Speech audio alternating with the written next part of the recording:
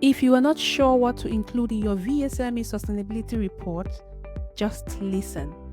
Before we delve into the full disclosure requirements under VSME, I want to first talk about what you should actually report. This is important because it sets the foundation and helps us understand why the report matters before we get into the details of what to include.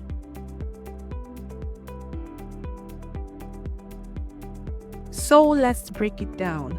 Your sustainability report should tell two main stories.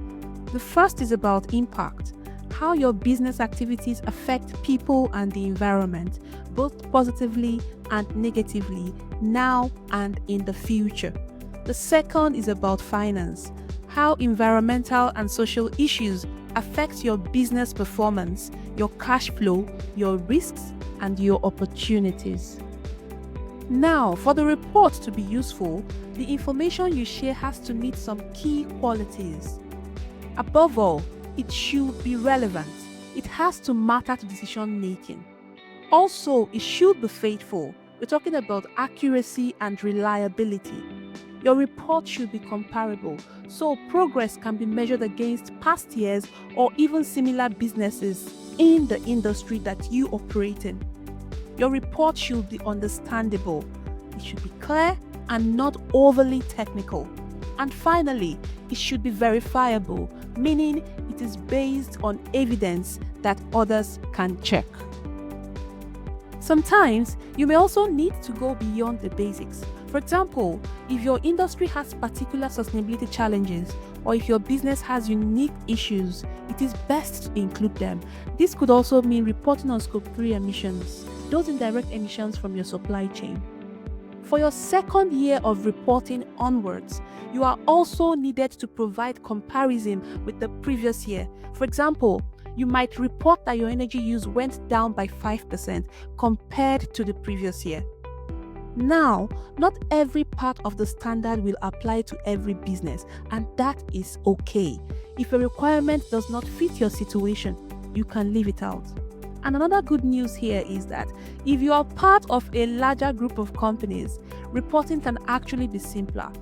The parent company can report one consolidated sustainability report that covers the whole group, so subsidiaries don't each have to do their own report.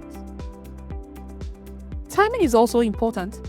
These reports are usually prepared once a year, ideally at the same time as your financial statements. And if nothing has changed from the previous year, you do not need to rewrite it all. You can simply state no change. Isn't that good news? There are also ways to save time. If you've already published certain information in another official document, like your financial statements, or even on your website, you do not need to duplicate that information again on your sustainability report. What you just do is to reference that headline or that sub-headline or whatever information that is. Just reference where you have already included it in an official document on your sustainability report. And in some cases, you may be dealing with sensitive or classified information. If disclosing it could cause some problems, you are allowed to leave it out, but you should be clear that you have done so. And finally, if you are also preparing financial statements, your sustainability report should line up with them. That means the numbers should be consistent and ideally cross-referenced, so it's easy for readers to understand your connections or the connection between your financial statements and your sustainability report. The VSME sustainability report has been made so clear. It provides room for honesty and practicality, and it should be both showing your impact and how sustainability connects to your financial reality. Next week, we will move into the disclosure requirement B1 to B11, and we shall break down what that means and how practical that can be applied to your SME. See you then.